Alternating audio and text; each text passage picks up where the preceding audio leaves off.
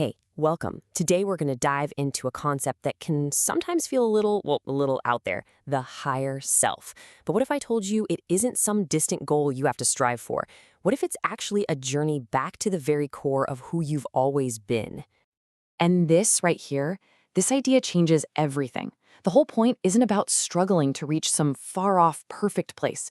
It's about a homecoming, a return to a part of you that has always, and I mean always, been there, waiting. So we're about to start on this path of, let's call it illumination. But before you start any journey, you got to ask the most important question of all. Where exactly are we trying to go? So yeah, let's get really clear on our destination. What is this homecoming? What does it feel like? And how do we actually connect with this deeper part of ourselves? That's exactly where we're about to unpack. All right, now for a clear definition. Because to really understand the journey, we first have to understand the destination. And here's a little spoiler. That destination, it's already inside you. Now, I get it. The term higher self can sound pretty intimidating, maybe a little too mystical.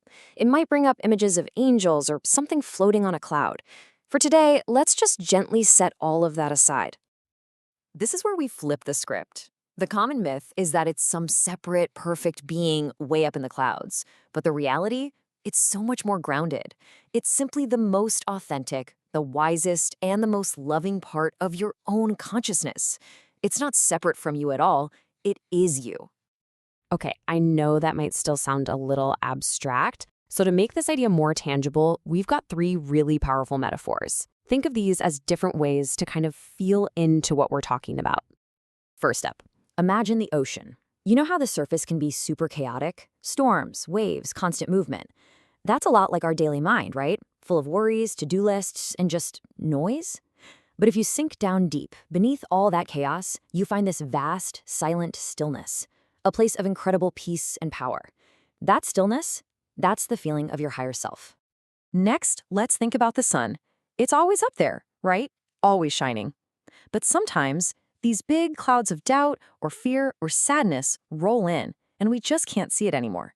But that doesn't mean the sun is gone, not at all. It's just hidden for a little while. Your higher self is just like that sun, a constant source of warmth and light, even on the cloudy days. And for a last one, picture a giant silent mountain. It just stands there, strong, unmoving, no matter what kind of weather passes over it. Storms, wind, snow, you name it. This is all about the stability and the strength of your higher self, that unshakable part of you that's a steady foundation through all of life's ups and downs. So if this deep, wise, and stable part of us is already here, you might be wondering, what's the difference between that and our everyday stressed out experience? And what's this work we're supposed to do to connect with it?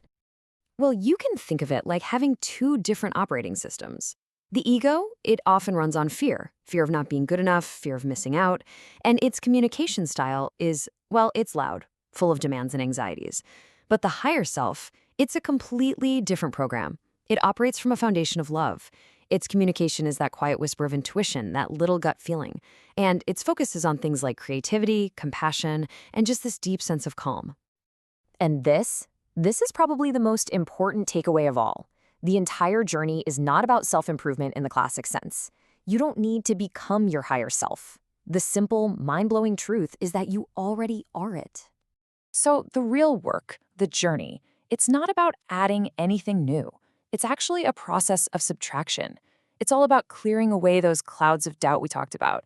It's about calming the choppy surface of the water so you can feel the deep stillness beneath. And it's about gently removing all the layers of old beliefs that have kept you from knowing who you really are. Okay, so theory is one thing, but actually experiencing this is, well, it's everything. So for this last part, let's shift from just talking about it to actually feeling it. We're just going to take a brief moment to move this whole idea out of your head and into your body, to connect with this on a personal level just for a second. So just take a breath and think of a time in your life, any time, when you felt completely and totally yourself. Maybe it was a moment of pure clarity or deep peace or just wild, uninhibited joy. Where were you? What were you doing? And really try to remember, what did that feeling of authenticity feel like in your body? That feeling, right there, that's the connection. That is your homecoming.